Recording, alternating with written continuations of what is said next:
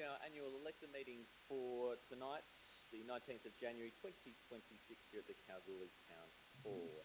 As I begin tonight, I'd like to acknowledge and show respect to the traditional owners on the land in which we meet, and also show our respect to elders past and present. Our record of attendance today, I will note the following in attendance this evening.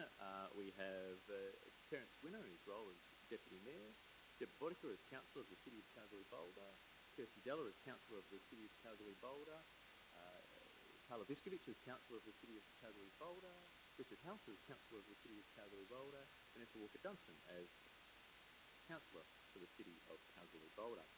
Joining me at the table this evening is the Acting CEO, Ian Francis Liston, and we're also in tonight in the company of Director of Advocacy and Strategy, Mia Hicks, Director of Corporate and Commercial, Kath Yeager, Director of City and Community, Adam Streeling, and Director of Engineering, Louis Camporelli. We do have two visitors in the gallery this evening and one member of the press alongside some support staff. I do have some apologies this evening from Councillor Wayne Johnson as Councillor of the City of Kalgoorlie-Boulder, and also Kyron O'Donnell as Councillor for the City of Kalgoorlie-Boulder, alongside Freeman of the City of Kalgoorlie-Boulder, Esther Roadnight.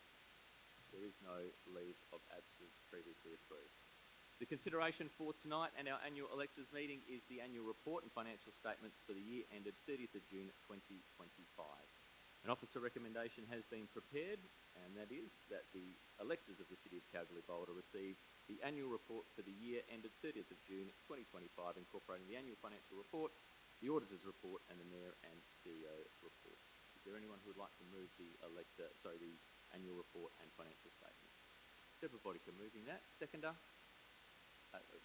Vanessa Walker-Dunstan, both councillors for the City of Kalgoorlie-Boulder. Is there any dissent to that motion? No dissent, thank you. I'll take that as unanimously supported this evening. We also have the opportunity for other business. Tonight we have two members of the public to join us. The first is Rod Boddicker. Rod, if you'd like to come forward to the stand, please. Thank you for supplying your questions for today's CKB annual electors meeting with some prior notice. If you just get you to turn the microphone on for us, please, just so those in the gallery and those online can hear. And get you to state your first question and also your name and address, please. Right. My name's Rod Boddicker. We live at 26 Hare Street, Lamington. And I've got 4 questions for tonight. So the first question being, yesterday, on Sunday the 18th of January, there was a heavy presence of low-lying dust and haze within and around the Kalgoorlie-Boulder vicinity, leading to poor visibility on the roads in the neighbourhoods and a dust hazard to people suffering from sensitive noses and blocked sinuses. Some people in Boulder could also not operate their air conditioners or stay cool at night for sleeping due to dust being sucked in by air conditioners and being distributed within the home. This has created poor outcomes for the community and created significant problems for people both health-wise and amenity-wise. So I'm just requesting that if Council does or could liaise with Northern Star and the Department of Environment to examine the levels of dust emissions being created by the mining activity in the super pit and surrounding areas, and determine with Northern Star what dust suppression measures are being employed and are they appropriate, and is Northern Star operating within the environmental guidelines. The daily dust monitor records should be provided to the City's officers and the Department of Environment daily and daily with weekly reviews of emissions and problems created fed back to Northern Star and government stakeholders and the community. These results should be published in the local media so that the public can also monitor the performance of Northern Star with regards to dust emission. Also, can Council also provide what information is currently being provided by Northern Star and the frequency of this information, and what mechanisms are in place to address non-conformances and issues arising? I ask that Council consider requesting stronger monitoring procedures with stronger requirements for remedy for residents of Kalgoorlie-Boulder, and also publishing results in the media every week. Thank you. That's question 1.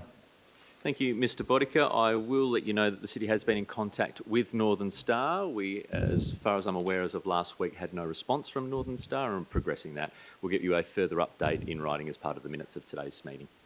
Thank you, Mr Mayor. Okay, question 2.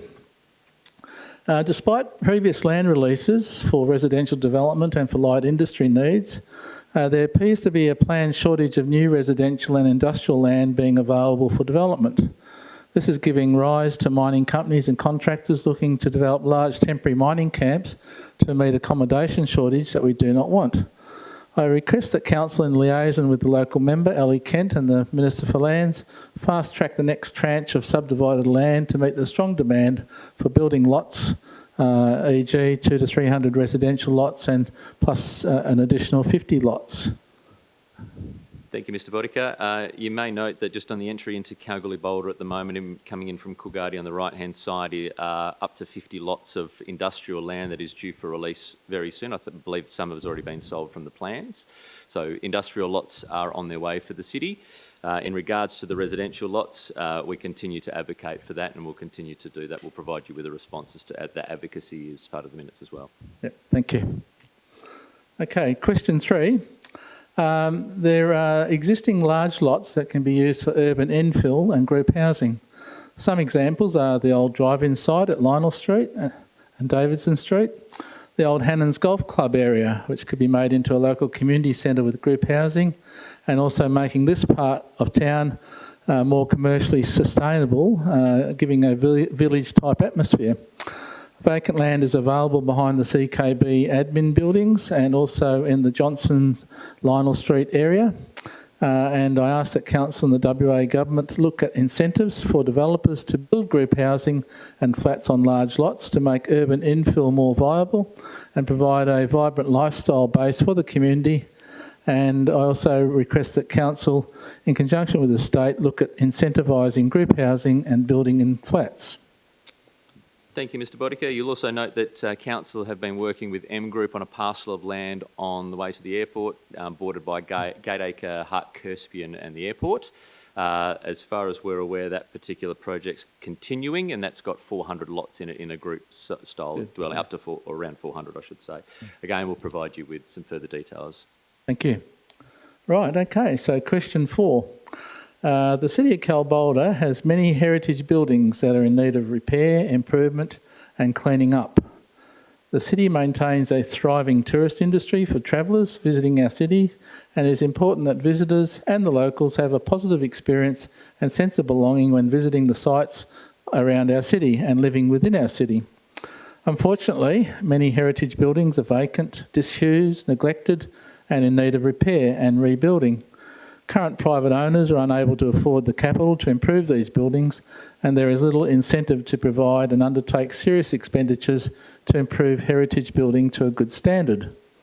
Bearing in mind that the price of gold is at records highs and business in the city should be strong, I request that the city, and in conjunction with our local member, establish a community chest that mines in the Kalgoorlie-Boulder local government area can contribute to and provide the necessary capital to upgrade significant heritage buildings.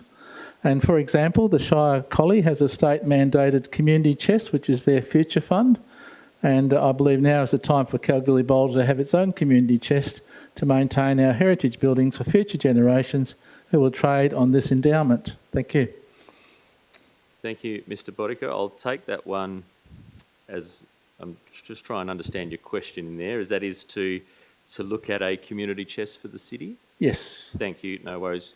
It's something there's been a little bit of work done on by the city so far, and we're happy to provide that update to you via the minutes of today's meeting as well. Cheers, thank you. Thank you. Thank you for your questions. Thank you. Also joining us tonight is Phil Stanley, who's with us as well. Phil, if you'd like to come forward. Thanks, Mr Mayor. Councillors, remember 6 months ago I addressed the Ordinary Council meeting regarding the issue of the salmon gums that are dying north of Kalgoorlie. I followed that up with more detailed description of what I'd been through in the last 4 years or so, the politicians and the various departments and individuals and companies that I'd spoken to try and find out why these gums are dying. I point out that in this Council's strategic community plan, states that as an environmental focus area, Council will support the conservation and responsible use of the region's natural assets, including the Great Western Woodlands. These salmon gums just north of Cal that I'm talking about are in the Great Western Woodlands. I'd like to ask if the Council has done anything or intend to do anything to try and find out the cause of the deaths of those salmon gums and the extent of it. Thank you. Thank you, Mr Stanley. And as we've had previous conversations on that, the City is keen to look at ways in which we can provide some assistance for that, and we'll update you with where that work has got to as well.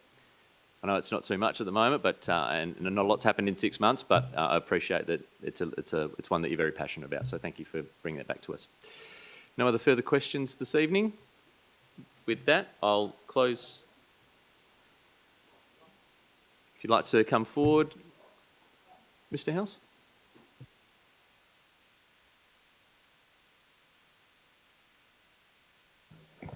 Hello, I am Richard Hulse of Salisbury Road, South Kalgoorlie.